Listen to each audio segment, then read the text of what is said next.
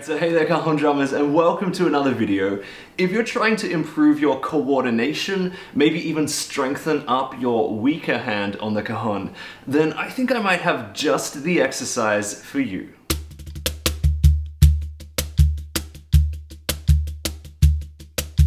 Alright, so it might be interesting also to answer that question, how do you end up with a weaker hand? I would say that most of the time when you're playing your patterns, you have kind of like a leader hand and a follower hand. In my case, the left hand it's really taking orders from the right hand. And so if I flipped that the other way, where the left hand was leading, okay, left, right, left, right, left, right, suddenly, you know, I'm instantly years behind in my playing. My coordination is like all the way down.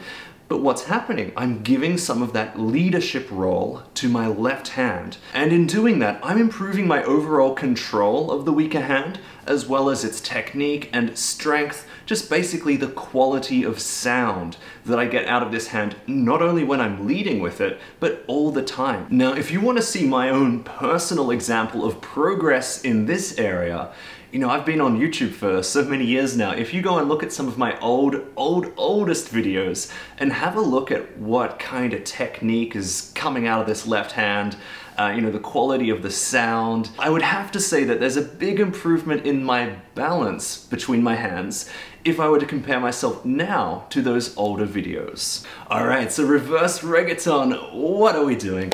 Bass on every beat, 16th note, ghost notes in between, we have our foundation. 1, 2, 3, 4.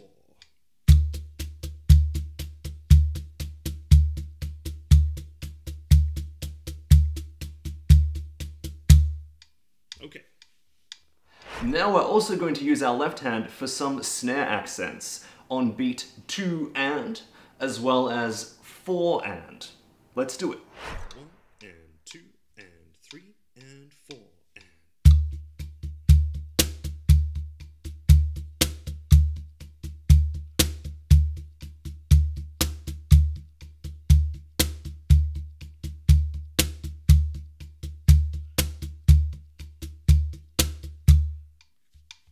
Alright, so now to complete the groove, we're gonna add in some accents on the right hand. The first one is on beat 1E and and then again on beat 3E and 1E and 2E and 3E and 4E and.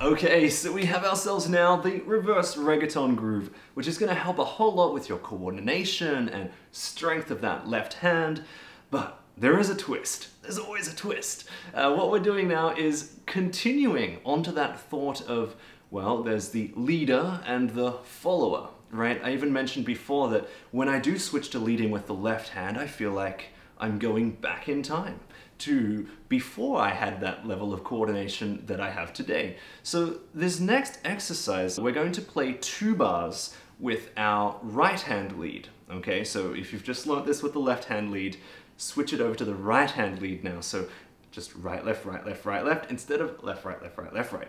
Now, what we're gonna do is we're gonna play 2 bars of right hand lead, and then for the last 2 16th notes, so 4E and we're going to double hit 4E and on the right hand, okay?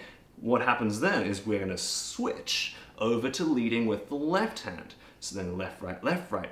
We're gonna go through 2 bars of the groove, and then at the end, left, right, left, left. Switch back to the right hand. Then we're gonna continue on. So every time you play The right hand, you're hearing yourself, I would say, at your comfortable level, right? Oh yeah, this is how I sound on the cajon, right? But then you switch over to the left hand, you're like, whoa, well, this was me a little bit ago. You know, I'm still working on my dynamics, you know, the strength of the sound, all of that stuff, the timing, it all kind of just disintegrates a little bit. Well, anyway, that's just a little bit of extra stuff that you can think about while doing this exercise. A little bit of comparison between the right hand lead and the left hand lead can be really helpful, right? When you're trying to assess, like, am I getting better? Am I getting better or not?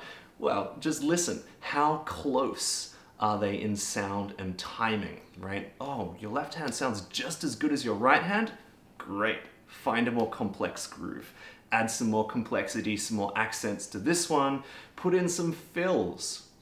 That's getting to the next level. But have a listen to how that sounded, and I'll see you on the other side. 2, 3, 4.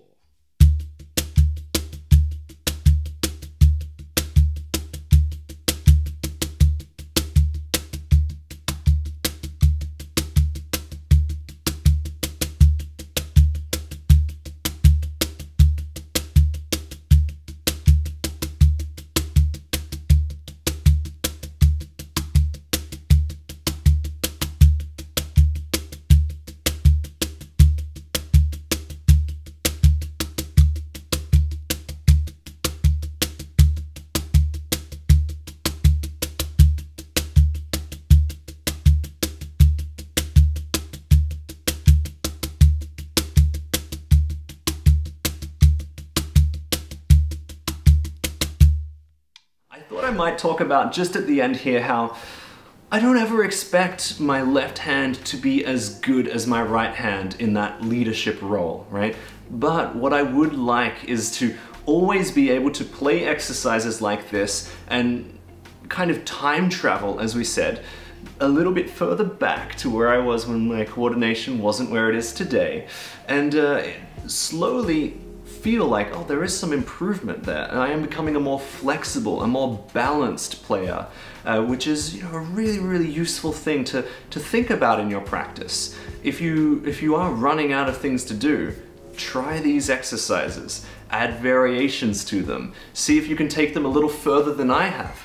That would be really, really great. So if you have any comments or questions about this, please leave them down the video.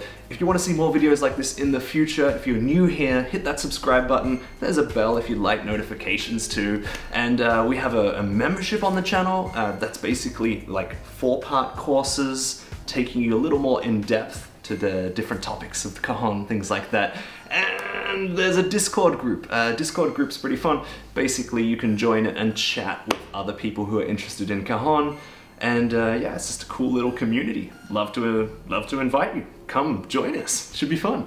Anyway, thank you so much for watching, guys. I will see you on the next video.